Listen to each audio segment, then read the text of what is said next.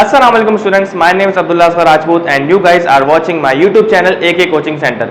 तो जैसा कि तमाम स्टूडेंट्स को पता होगा कि सी कैप फॉर्म 2024 आ चुके हैं, यानी कि आपके कॉलेज के एडमिशन फॉर्म आ चुके हैं और कॉलेज का एडमिशन जो आपका होगा वो 9th की बेस पर होगा। तो ये बात आपको लाजमी पता होनी चाहिए कि 9th की बेस पर आपके एडमिशन हो रहे हैं। 9th आपने जाहिर सी बातें क्लियर कर चुके होंगे और अभी आपने मैट्रिक के पेपर दिए हैं, तो मैट्रिक का रिजल्ट आने में अभी काफ़ी टाइम है, इसीलिए आप लोगों का जो एडमिशन है कॉलेज का वो 9th की बेस पर हुआ करेगा।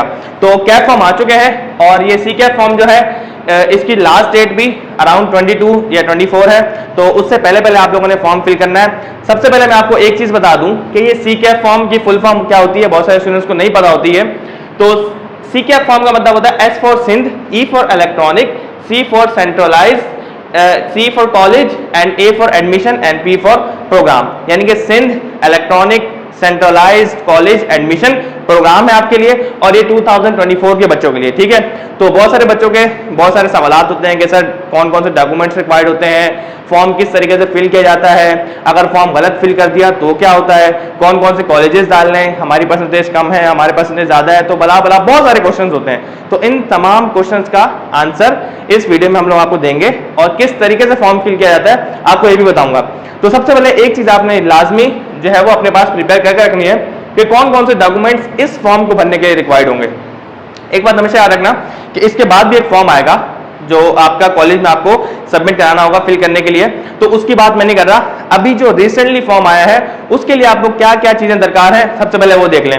सबसे मेन चीज आपके पास नंबर 1 पे जो है वो है बे फॉर्म। अब ये बे फॉर्म क्या होता है भाई? बे फॉर्म आपका ऐसा डॉक्यूमेंट होता है जिसमें आपके तमाम घर वालों के एनआईसी नंबर होते हैं। अच्छा, जो बे फॉर्म नंबर होता है ना, बेसिकली एनआईसी नंबर भी यही होता है। अगर आप 18 साल से छोटे हो, आपका एनआईसी नहीं बना, तो आपका जो बे फॉर्म नंबर है एनआईसी भी आपका वही नंबर होगा। तो अभी से आप इस नंबर को अच्छे तरीके से याद कर लो। तो बे फॉर्म में आपकी प्लेस ऑफ बर्थ, आपकी डेट ऑफ बर्थ, आपके फादर की, आपकी मदर की और जितने भी आप बहन भाई उन सब की इंफॉर्मेशन उस पर मौजूद होती है। तो सबसे इंपॉर्टेंट डॉक्यूमेंट आपका बे फॉर्म होता है। तो सबसे मेन चीज आपको बे फॉर्म चाहिए। नंबर 2 पे आपको क्या चाहिए होता है? नंबर 2 पे आपको चाहिए होता है कि आपका लाजमी जो है वो ईमेल एड्रेस बना होना चाहिए। आपका जो फॉर्म है उसमें आपका ईमेल मांगेंगे। अगर आपका ईमेल नहीं बना हुआ तो आप फादर या मदर किसी का भी ईमेल जो है वो डाल सकते हैं।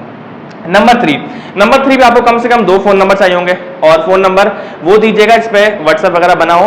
तो कभी जो है आपको कोई भी क्यूरी हो, कोई भी मसला वगैरह हो, तो कॉलेज वाले या कोई चीज़ अगर आपको भेजते हैं तो आपके पास कम से कम 2 नंबर्स होने चाहिए, सही है। तो 2 आपने फोन नंबर्स लाजमी उस फॉर्म में जो है वो डालने होंगे। उसके बाद इंपॉर्टेंट चीज़ क्या होती है हमारे पास? बहुत सारे बच्चे सवाल पूछते हैं कि डोमिसाइल ज़रूरी है या नहीं। तो याद रखिएगा कि डोमिसाइल इस फॉर्म के लिए तो नीड नहीं है। लास्ट टाइम में इन्होंने कहा था कि डोमिसाइल ज़रूरी है, लेकिन उसके बाद जो है वो डोमिसाइल का इन्होंने जो है वो इतना मांगा नहीं था डोमिसाइल। तो इस साल भी अभी से मैं कह रहा हूँ कि डोमिसाइल अगर आपका नहीं बना हुआ तो आप लाजमी जो है वो डोमिसाइल बनवा लें, क्योंकि डोमिसाइल एक बहुत ज़रूरी चीज़ है। अगर अभी काम नहीं आया तो आगे आप यूनिवर्सिटी के एडमिशन के लिए तो लाजमी, या किसी भी गवर्नमेंट जॉब के लिए किसी भी गवर्नमेंट इदारे में आप अप्लाई करेंगे तो डोमिसाइल लाजमी चाहिए होता है। तो डोमिसाइल अगर आपका नहीं बना हुआ तो आप डोमिसाइल बनवा लें। तो बे फॉर्म सबसे इंपॉर्टेंट चीज़ है। ईमेल आपकी नहीं भी बनी हो तो अब्बू अम्मी या किसी भाई की बनी होगी, बड़े भाई की। आपके पास 2 नंबर आ गए। उसके बाद आपके पास जो है वो 9th एंड मैट्रिक का जो एडमिट कार्ड है ना वो चाहिए होगा। अब एडमिट कार्ड क्यों चाहिए होगा? क्योंकि एडमिट कार्ड पे होता है रोल नंबर। तो वो आपसे 9 का रोल नंबर भी मांगेंगे और मैट्रिक का रोल नंबर भी मांगेंगे। तो आपके पास ये डॉक्यूमेंट्स कम से कम होने चाहिए। नंबर 1 बे फॉर्म, कोई भी ईमेल एड्रेस, 2 नंबर और 9 और मैट्रिक का एडमिट कार्ड। अगर आपके पास ये डॉक्यूमेंट्स मौजूद हैं तो ये मोर देन इनफ है इस फॉर्म को फिल करने के लिए। आगे जो फॉर्म आएंगे उनकी डिटेल्स हम नेक्स्ट वीडियो में डालेंगे। तो अभी हम चलते हैं कि फॉर्म किस तरीके से हमने फिल करना है। इस तरीके का आपके पास कुछ सरफेस शो होगा। सबसे पहले आपने अप्लाई नाउ पे क्लिक करना है, देन न्यू एप्लीकेशन पे क्लिक करना है, देन सेलेक्ट पासिंग क्लास। तो पासिंग क्लास पे अपने 9 सेलेक्ट कर लेना है। उसके बाद कौन से ईयर में की? 23 में की। देन कोई प्रोविंस कौन सा है आपका? तो मैं यहाँ पे सिंध सेलेक्ट कर रहा हूँ। देन बोर्ड हमारे पास कौन सा है? दूसरे नंबर पे हमारे पास जो है BISE कराची। देन फिर आपने अपना जो आपका बे फॉर्म पे जो आपका नंबर होगा तो वो आपने डैश के साथ यहाँ पर फिल आउट करना है। एक एक नंबर आपने बिल्कुल ठीक करना है, इसमें कोई मिस्टेक नहीं होनी चाहिए। क्योंकि अगर इसमें मिस्टेक होगी तो आगे जाके आपको प्रॉब्लम हो सकती है। दैन फिर आपने अपने 9 का जो रोल नंबर है जो आपके एडमिट कार्ड पे दिया होगा वो आपने लिखना है। मैं यहाँ पे कुछ भी लिख रहा हूँ। एंड देन फिर आपने अपने मैट्रिक का जो रोल नंबर है जो आपके एडमिट कार्ड पे दिया है वो सेलेक्ट करना है और पूरा का पूरा फॉर्म चेक करना है और फिर आपने प्रोसीड पे क्लिक कर देना है। जब आप प्रोसीड पे क्लिक करेंगे तो आपकी सारी की सारी इन्फॉर्मेशन यहाँ पर आ जाएगी। आपने कौन से ग्रुप से पेपर दिए हैं, सब्जेक्ट आपका क्या था, टोटल मार्क्स क्या थे और ऑब्टेन मार्क्स कितने थे। उसके बाद आपने स्कूल का नाम लिखना है कि कहाँ से आपने 9 पास की। तो मैं यहाँ पर ABC या XYZ कुछ भी आप लिख सकते हैं वो लिख रहा हूँ। ये लिखने के बाद फिर आपने टाइप ऑफ स्कूल कौन सा था, मैं प्राइवेट लिख रहा हूँ। फिर आपने ये बताना है कि आपने 8 कौन से ईयर में पास की, तो यहाँ पर 2022 आएगा। दैन फिर आपने अपना ज़ोन सेलेक्ट करना है, तो वो मैं जो है क्लास कौन से ज़ोन से पास की, तो कराची मलीर सेलेक्ट कर रहा हूँ। दैन क्लास 8 स्कूल नेम, तो मैं यहाँ ABC स्कूल लिख रहा हूँ और कौन से ईयर में पास की, 2019 में पास की, ठीक है। दैन फिर हमने क्लास 5 कौन से ज़ोन से जो है वो पास आउट की है, मैं कराची मलीर ही यहाँ लिख रहा हूँ। आपका जो भी होगा वो आप लिख सकते हैं। और क्लास 5 आपने कौन से स्कूल से की, तो मैं यहाँ कोई भी लिख रहा हूँ, तो आप भी जो आपका स्कूल होगा वो आप लिखिएगा और देन आप सेव एंड कंटिन्यू पे क्लिक मारेंगे।